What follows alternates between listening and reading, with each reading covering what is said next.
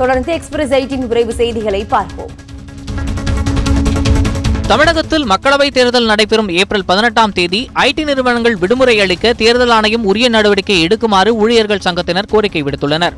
இது தொடர்பாக தமிழக தலைமை தேர்தல் அதிகாரிக்கு அனுப்பியுள்ள கடிதத்தில் ஏப்ரல் 18ஆம் தேதியை பொது விடுமுறையாக தமிழக அரசு அறிவித்துள்ளதை சுட்டிக்காட்டியுள்ளனர். ஆனால் சில ஐடி நிறுவனங்கள் ஏப்ரல் 18ஆம் தேதியை பணி நாளாக அறிவிக்க இருப்பதாகவும் ஏற்கனவே தேர்தல் நடந்த காலங்களில் இதுபோன்று அரசின் உத்தரவு மீறப்பட்டுள்ளதாகவும் அவர்கள் தெரிவித்துள்ளனர்.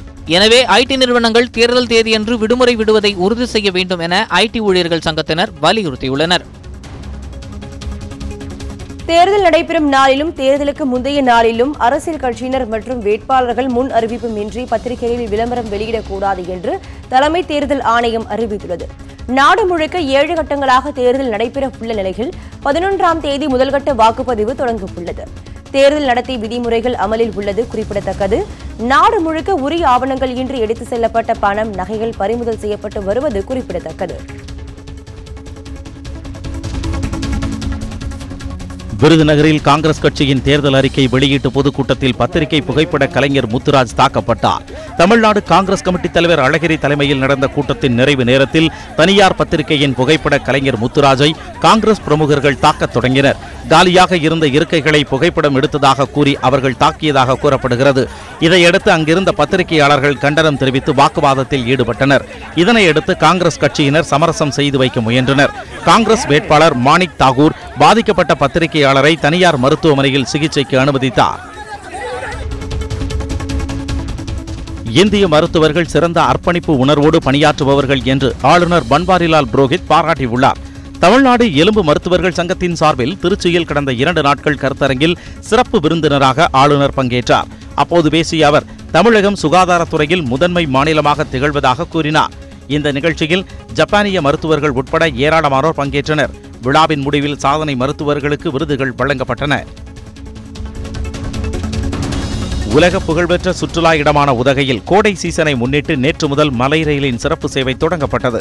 யுனெஸ்கோவால் அங்கீகரிக்கப்பட்ட மிகவும் பழமையான உதகை மலை ரயிலில் பயணிக்க டிக்கெட் கிடைக்காமல் சுற்றுலா பயணிகள் ஏமாற்றம் அடைந்திருந்தனர். இதனை கருத்தில் கொண்டு சனி மற்றும் ஞாயிற்றுக்கிழமைகளில் மலை ரயிலின் சிறப்பு சேவையை இயக்குவதாக அறிவித்தது. இதனையடுத்து நேற்று காலை 9 மணிக்கு மேட்டுப்பாளையத்திலிருந்து புறப்பட்ட சிறப்பு மலை ரயில் பிற்பகல் 2:15 மணிக்கு உதகைக்கு சென்றது. இதேபோல் இன்று பிற்பகல் 2:30 மணிக்கு உதகையில் புறப்படும் மலை ரயில் மாலை 6 மணிக்கு மேட்டுப்பாளையத்தை சென்றடையும். புகழ்பெற்ற ஈரோடு பெரியமாரியம்மன் வகையறா கோவில்களில் கம்பம் எடுக்கும் விழாவில் ஏராளமான பக்தர்கள் பங்கேற்றனர். கடந்த மாதம் 19ஆம் தேதி தேர் திருவிழா தொடங்கியிருந்தது. இதனையடுத்து கடந்த 23ஆம் தேதி 3 கோவில்களில் கம்பம் நடப்பட்டிருந்தது. நேற்று மஞ்சள் நீராட்டுடன் கம்பம் எடுக்கும் நிகழ்ச்சி நடைபெற்றது. நகரின் முக்கிய வீதிகள் வழியாக சென்ற கம்பங்களின் ஊர்வலத்தில் ஏராளமானோர் பங்கேற்றனர். இந்த விழாவையொட்டி வயது பேதமின்றி அனைத்து தரப்பினரும் மஞ்சளை நீரில் கரைத்து ஒருவர் மீது ஒருவர் ஊற்றி உற்சாகம் அடைந்தனர். இந்த விழாவில் ஏராளமான போலீசார் பாதுகாப்பு பணியில் ஈடுபடுத்தப்பட்டிருந்தனர். திருச்சி மாவட்டம் திருவெரும்பூர் அருகே காட்டூரில் தனியாருக்கு சொந்தமான பெயிண்ட் மற்றும் பிளாஸ்டிக் கடையில் பயங்கர தீ விபத்து ஏற்பட்டது.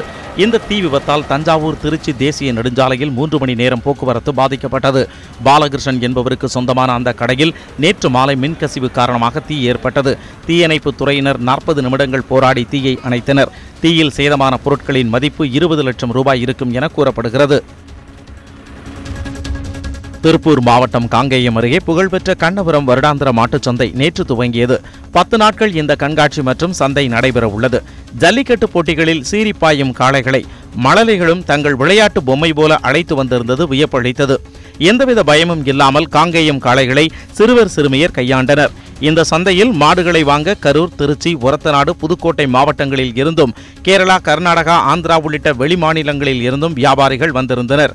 1000 ஆண்டுகள் பழமையான இந்த மாட்டுச் சந்தையில் காரி ரக மாடுகள் 3 லட்சம் ரூபாய் வரை விற்பனைக்கு வந்தன. கொடைக்கானலில் விதிமுறைகளை மீறி கட்டப்பட்ட கட்டடங்களுக்கு சீல் வைக்கும் பணி தொடர்ந்து நடைபெறும் என நகராட்சி ஆணையர் தெரிவித்துள்ளார். உயர்நீதிமன்ற மதுரை கிளை உத்தரவின் பேரில் கொடைக்கானலில் விதிமுறைகளை மீறிய 283 கட்டடங்களுக்கு இதுவரை சீல் வைக்கப்பட்டுள்ளது. இது தொடர்பாக 3 பேர் ஆட்சேபனை தெரிவித்த நிலையில் ஆய்வு செய்து அறிக்கை தாக்கல் செய்ய நீதிபதிகள் உத்தரவிட்டனர்.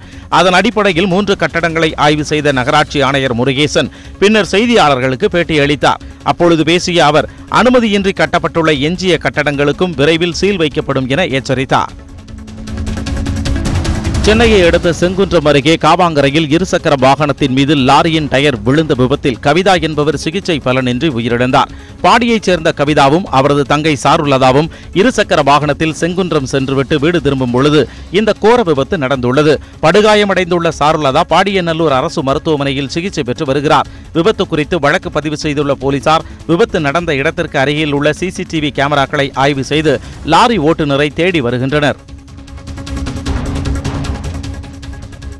தேனி மாவட்டம் பெரியகுளம் அருகே முருகமலை வனப்பகுதியில் திடீர் காட்டுத்தீயில் ஏராளமான மரங்கள் மூலிகைகள் எரிந்து சேதமடைந்தன. காட்டுத்தீயை விரைந்து அணைக்க வேண்டும் என்று அங்குள்ள மக்கள் கோரி வருகின்றனர். மேலும் காடுகளில் தீ வைப்போர் மீது மிக கடுமையான சட்டத்தின் கீழ் நடவடிக்கை எடுக்க வேண்டும் என்று சமூக ஆர்வலர்கள் கோரியுள்ளனர். இந்த காட்டுத்தீயால் அரிய வகை மரங்களும் மூலிகை செடிகளும் கருகி சாம்பலாகி உள்ளன. தீ மேலும் பரவாமல் தடுக்க வனத்துறை நடவடிக்கை எடுக்க வேண்டும் என்றும் உள்ளூர் மக்கள் கோரிக்கை விடுத்து வருகின்றனர். கொடைக்கானல் வனப்பகுதியில் பற்றி எரியும் தீயை அணைக்கும் பணியில் ஹெலிகாப்டரை பயன்படுத்த வேண்டும் என பொதுமக்கள் கோரிக்கை வைத்துள்ளனர். அரிய வகை மூலிகைகள் மரங்கள் நிறைந்த கொடைக்கானல் வனப்பகுதியில் கடந்த 3 நாட்களாக காட்டுத்தீ பற்றி எரிந்து வருகிறது. தீயை அணைக்க தீயணைப்பு வீரர்கள் போராடி வரும் நிலையில் நவீன உபகரணங்களை கொண்டு தீயை அணைக்க வேண்டும் என கோரிக்கை எழுந்துள்ளது. தீயை அணைக்கும் பணியில் ஹெலிகாப்டரை பயன்படுத்த வேண்டும் எனவும் அப்பகுதி மக்கள் வலியுறுத்தியுள்ளனர்.